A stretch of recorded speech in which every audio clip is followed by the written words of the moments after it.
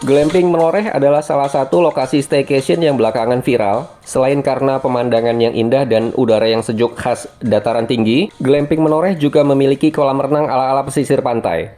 Glamping Menoreh yang berada di bawah manajemen yang sama dengan Tumpeng Menoreh, tentunya juga menawarkan konektivitas aktivitas wisata 2-in-1 antara keduanya. Bagaimana pengalaman kami selama staycation di sini? Let's just check this video out.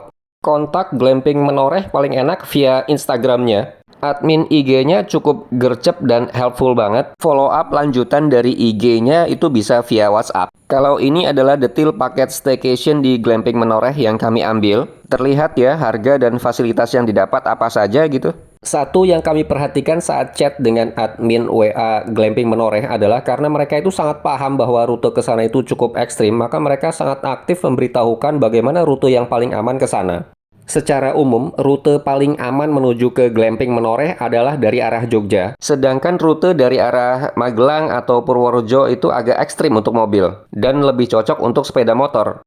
Rute ke Glamping Menoreh dari pusat kota Jogja itu tentunya ke arah barat ya, via Godean. Medan jalan via Godean seperti terlihat di sini mulus banget ya. Ini adalah saat kita melintasi Sungai Progo, Jembatan Ngapak namanya. Jembatan ini sudah cukup lama dibangunnya tapi masih kokoh. Dengan melintasi Sungai Progo ini maka kita sudah masuk ke wilayah Kabupaten Kulon Progo. Kita tiba di perempatan Kenteng. Perempatan ini cukup vital di sebelah barat Jogja. Kita belok kanan menuju Glamping Menoreh di sini. Belok kanan itu adalah menuju Pasar Dekso seperti yang diinformasikan oleh staf Glamping Menoreh via WhatsApp ya. Tagging pada GPS kami arahkan ke lapangan Dekso. Belok kiri ke Jalan Dekso Samigalo, Jalan Pesandian, lalu tujuan Anda nanti berada di sebelah kiri.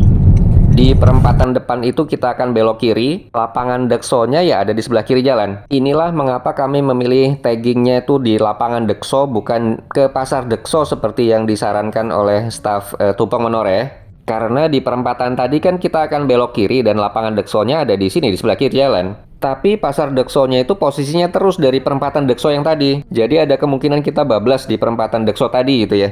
Oke, dari lapangan Dekso, GPS kami set ulang. Tagging GPS kali ini kami arahkan ke perempatan Plono. Medan jalan dari perempatan Dekso tadi sudah kelihatan berbeda dibandingkan sebelumnya. Jadi kalau medan jalan dari pusat kota Jogja sampai ke lapangan Dekso itu kan kurang lebih lebar dan datar gitu ya. Tapi selanjutnya hingga ke Pasar Plono itu seperti tampak di video mulai menanjak. Di beberapa trek cukup curam tanjakannya. Faktor kesehatan kendaraan sangat penting. Hingga seperti terlihat di sini kita sudah tiba di perempatan Plono. Kalau Pasar Plononya sendiri adalah bangunan yang di sebelah kiri itu ya. Di sini kita akan belok kanan via gapura Kebun Teh Ngelinggo yang tampak di depan ya. Besar banget gapuranya dengan atap berwarna oranye. Tampak jalur menanjak yang akan kita lalui itu cukup sempit. Itulah mengapa diadakan buka tutup jalan. Seperti tampak di sini kami menunggu dulu karena ternyata sedang ada iring-iringan kendaraan lain yang sedang turun menuju ke Pasar Plono ini. Pengaturan ini bagus banget sih menurut kami untuk menghindari mobil saling berpapasan di jalan menanjak yang sempit ini. Setelah jalurnya kosong maka petugas akan memperbolehkan kami melaju kembali. Tampak di sini kondisi jalan naiknya ya. Jalan Kebun Teh Ngelinggo namanya. Seperti tampak di sini kondisi jalannya aspal namun tidak terlalu halus dan cukup sempit. Pada prinsipnya kawasan Kebun Teh Ngelinggo ini adalah kompleks wisata. Dalam artian banyak sekali spot wisata yang ada di sini, seperti percabangan jalan di depan, ke kiri menuju Glamping Menoreh dan juga Tumpeng Menoreh. Sementara jalan ke kanan menuju ke Puncak Widosari, Kebun Teh Tritis, dan Puncak Proman. Kira-kira di pertengahan trek antara Pasar Plono hingga ke Tumpeng Menorehnya masih ada pos petugas penyekatan jalan ya, ini untuk buka tutup jalur. Benar-benar untuk memastikan bahwa kendaraan tidak berpapasan di tengah jalan. Ini adalah video selepas Masjid Baitul Karim Haji Suaji yang berada di sebelah kiri jalan. Kita akan menjumpai pos pengatur jalan kembali yang di depan itu ya. Namun kali ini karena jalan di depan kami free, tidak ada mobil yang sedang turun, maka kami bisa langsung lewat. Mau ke glamping masih terus ya? Bawah itu belok kiri. Oh itu, iya mobil itu. Betul Mas. Ayo. Oke, di sini kita sudah hampir tiba di Glamping Menoreh. Sesuai informasi dari petugas tadi, di depan akan ada belokan ke sebelah kiri. Kita belok kiri di situ ya. Ada pelang penunjuknya juga sebenarnya, yang di atas itu adalah homestay Kayu Manis, sedangkan di bawahnya itu petunjuk menuju ke Glamping Menoreh arah kiri gitu ya. Kondisi jalannya masih mirip-mirip, aspal yang tidak begitu mulus tapi oke lah. Melewati beberapa rumah penduduk, di depan itu kita akan tiba di homestay Kayu Manis. Homestay Kayu Manis adalah salah satu penginapan utama di Ngelinggo. Harga per kamar dari info website itu cukup terjangkau di kisaran 250 hingga 300 ribuan. Tapi kami tidak tahu pasti ya fasilitas yang didapat apa saja. Homestay ini unik karena sesuai namanya, bangunannya itu benar-benar terbuat dari bahan kayu yang solid dan kokoh banget. Dari Homestay Kayu Manis kita masih jalan terus, tapi nggak jauh lagi kok. Di depan akan ada belokan ke sebelah kanan. Kita masuk ke jalan tersebut. Pelang penunjuk arah ke glamping menorehnya juga cukup jelas ya, kita belok di sini. Ketika itu kami tiba di sini sekitar pukul 1 siang lebih sedikit. Cuaca yang sebelumnya cerah di pusat kota Jogja berubah menjadi berawan saat kami tiba di sini saat itu. Ya, tapi memang beginilah tipikal cuaca di pegunungan. Bisa berubah cukup drastis dari cerah menjadi berawan. Terlihat di segmen jalan ini sebenarnya ini area parkir. Di sebelah kiri terlihat shelter parkir beratap. Sedangkan area terbuka di sebelah kanan itu cukup luas, itu muat banyak banget mobil kok. Di atas sudah terlihat ada 2 mobil tamu glamping menoreh yang parkir. Berarti sudah tiba di glamping sebelum kami. Kami naik saja terus menuju ke office-nya glamping menoreh itu yang di depan ya. Agar bisa menurunkan tas dan bawaan di sana, mobil nanti bisa mundur lagi ke area parkir yang di bawah tadi. Kami dilayani untuk check-in di office ini. Office-nya simple tapi nyeni banget dengan atap ala-ala tenda juga. Ini adalah meja kursi tamu di ruang office ini. Menyediakan beberapa jenis jajanan dan snack juga ternyata. Terus mau nanya, ini kan bisa kan itu paketnya sama teman menoreh ya? Itu bisa berapa kali? 2 kemarin ya? Iya, malam bisa. Oh, berulang bisa. Soalnya kan pengennya misalnya nanti malam makan malam. Ayo kita berulang kali. Misalnya nanti malam ke sana kan bisa ya? Terus bisa sunrise palingan. Nanti start sampai-nya jam 5 pagi. Jam 5 ke sini. Apa ya? Iya. Di sini jam 5 ya, turun sini.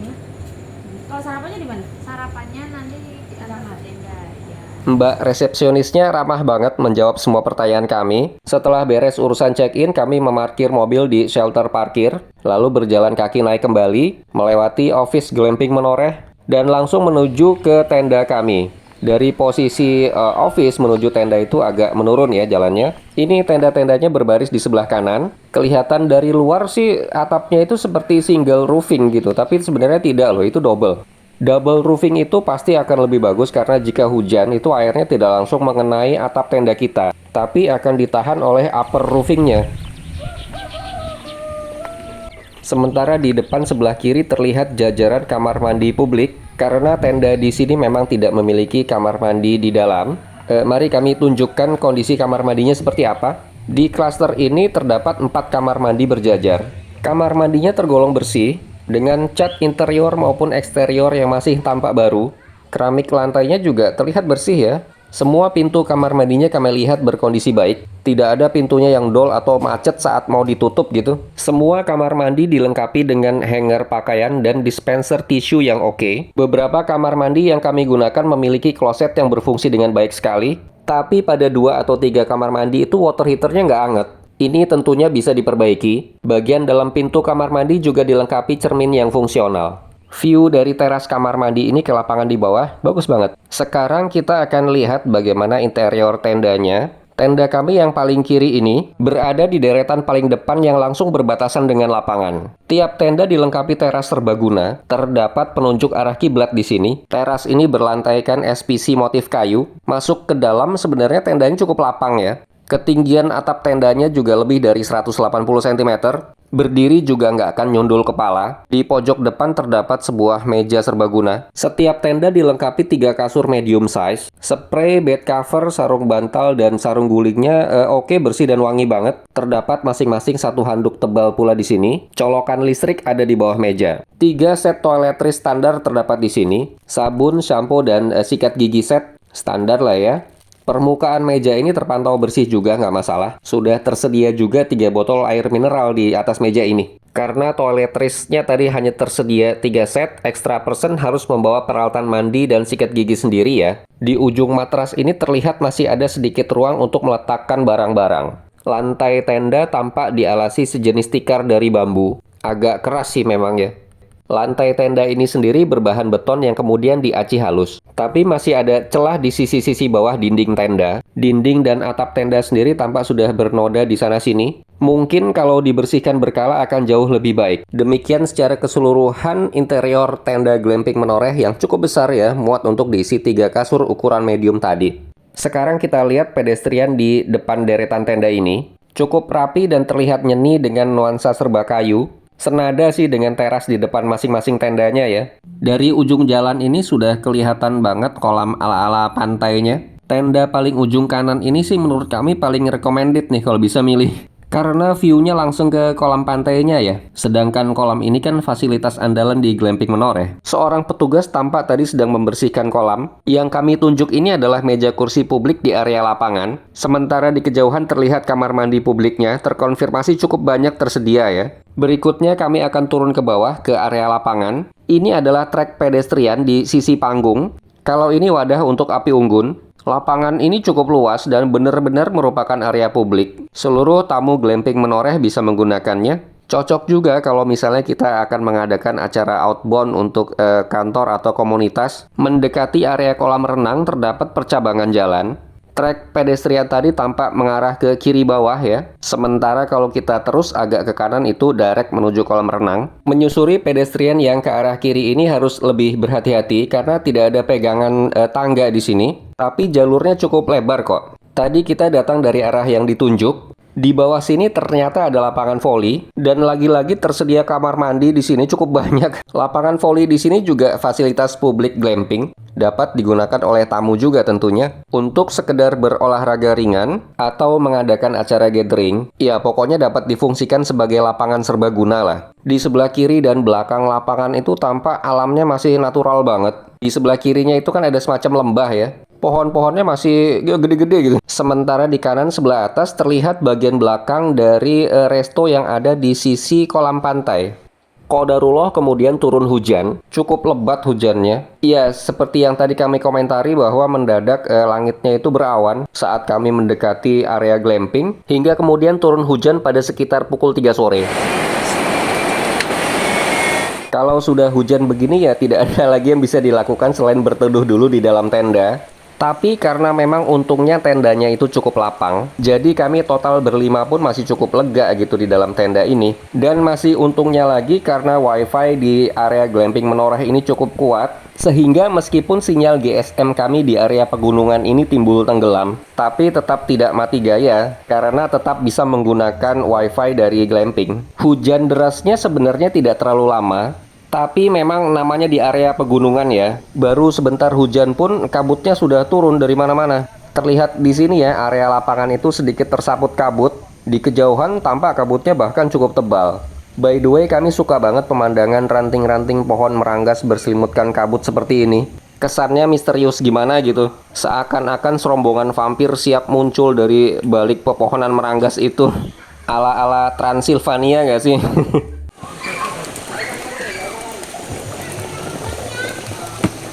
Tapi kami harus angkat topi loh pada anak-anak dari tenda sebelah. Terlihat walaupun masih gerimis, ini tidak menghalangi semangat mereka untuk tetap berenang loh. Tetap riang dengan celoteh ceria mereka sembari bermain air. Jauh banget sama anak-anak kami yang memilih mager di dalam tenda. Sementara lampu-lampu glamping menoreh tampak mulai satu persatu dinyalakan. Suasana jadi tampak lebih elegan ya. Waktu itu ya sekitar pukul 3:30 sore lah. Hujan lebatnya memang sudah lama lewat, tapi gerimisnya ini awet. Dengan menggunakan payung kami lalu sholat di musola. Musolanya itu ya berada di office glamping di mana tadi kita check-in. Desainnya terbuka sehingga sebenarnya kalau sedang ramai ini jadi kurang khusyuk sih. Tapi tetap lebih baik di sini karena di dalam tenda itu sudah tidak ada ruang lagi. Bisa jadi teras tenda yang diberikan arah kiblat itu memang didesain untuk tempat sholat selama kita stay di tenda. Tamu glamping lain berdatangan setelah waktu asar. Sepeda motor tamu bisa diparkir di seputaran office glamping seperti tampak di sini. Insya Allah sih aman lah. Dan seperti yang kami rencanakan sebelumnya pada sekitar pukul 5 sore, mobil shuttle glamping sudah siap di area office. Mobil ini sudah free ya karena masuk di paket staycation kami. Akan membawa kami ke area Tumpeng Menoreh. Dari glamping Menoreh ke Tumpeng Menoreh itu tidak terlalu jauh sebenarnya. Kayaknya sih nggak sampai 2 kilo gitu jaraknya ya. Tadinya sih kami berharap untuk mendapatkan sunset pada sore itu di Tumpeng Menoreh. Tapi melihat awan yang tebal bergulung-gulung dan gerimis masih turun walaupun sudah jauh lebih kecil, Harapan untuk mendapatkan sunset yang cantik pun menipis sih. Tapi nggak apa-apa, kami tetap pergi ke Tumpeng Menoreh untuk setidaknya mendapatkan experience bagaimana sih suasana sore dan malam hari di Tumpeng Menoreh. Bangunan di sebelah kanan jalan beratap putih itu adalah loket Tumpeng Menoreh. Pengunjung seharusnya membayar tiket masuk di sini, tapi karena kami sudah include di paket staycation, jadi tidak harus membayar lagi. Mobil shuttle membawa kami hingga tepat di entrance Tumpeng Menoreh. Detail experience aktivitas kami selama berada di Tumpeng Menoreh kami jadikan vlog tersendiri tentang bagaimana view negeri atas awan Tumpeng Menoreh sore itu, lalu sunrise dari puncak tertinggi Tumpeng Menoreh, makan bakso di sini, hingga menjajal wahana baru kereta gantung Tumpeng Menoreh yang sedang viral. Boleh dicek video kami tentang Tumpeng Menoreh itu ya.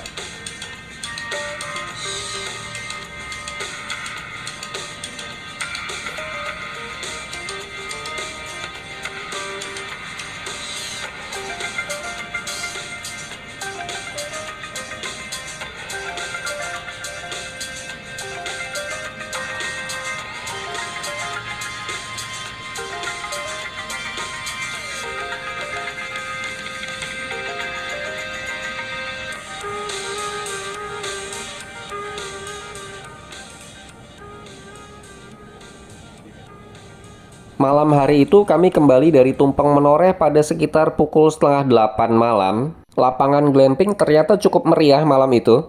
Ada api unggun, dan tamu glamping lain yang datang berombongan ternyata sedang mengadakan makan malam bersama. Kolam renang pantainya tampak sepi, meskipun sebenarnya kalau mau kita bisa saja nyebur malam-malam juga. Tapi ya mesti tahan karena airnya cukup dingin. Di sebelah kanan atas tampak barisan tenda-tenda bermandi cahaya malam itu. View-nya bagus banget. Juga aktivitas tamu lain yang masih berkegiatan di lapangan meski malam kian larut.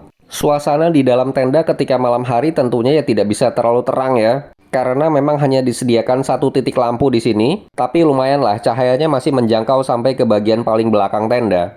Untuk makan malam kami order dari Resto Glamping Menoreh saja. Pilihan menunya tidak terlalu banyak tapi ya lumayan lah. Sedangkan harganya menurut kami masih reasonable untuk ukuran tempat wisata. Kami bersantap di teras tenda. Oh ya, karpet alas duduk itu kami bawa sendiri ya, jadi bukan propertinya glamping. Kami memang selalu meletakkan satu karpet ini di dalam mobil, jadi kapanpun mau piknik ya bisa digunakan. Malam itu kami order menu andalan, nasi goreng dan mie instan. Kalau kita mau bawa makan malam sendiri dari Jogja gitu misalnya ya boleh-boleh aja. Sistem order menu di Glamping Menoreh ini kita catat dulu gitu ya. Penagihannya sekalian saat check out. Malam itu kami tidur berlima di dalam tenda, menggunakan 3 kasur medium size yang tersedia di dalam tenda ini sih masih bisa banget. Esok paginya sekitar pukul 5 itu kami sudah dijemput oleh shuttle car-nya menuju ke Tumpeng Menoreh lagi karena kami memang akan mencoba berburu sunrise. Mengenai detail hasilnya bagaimana bisa dilihat di vlog kami mengenai Tumpeng Menoreh yang tadi sudah kami sebutkan ya. Yang kami tunjuk di bukit sebelah kanan itu adalah objek wisata lain. Nggak tahu juga namanya persisnya apa karena di sini banyak banget tempat wisata ya. Kondisi jalan menuju Tumpeng Menoreh ya seperti yang terlihat di video ini. Kanan kirinya penuh vegetasi hijau, tapi kawasan ini tuh penuh dengan pemukiman sebenarnya, jadi bukan daerah kosong gitu ya. Penduduk setempat memang tinggal dan beraktivitas di sini. Di depan sebelah kiri jalan itu ada sepasang patung penari yang cukup epik, dibuat dengan gaya abstrak gitu ya. Menurut kami sih oke banget.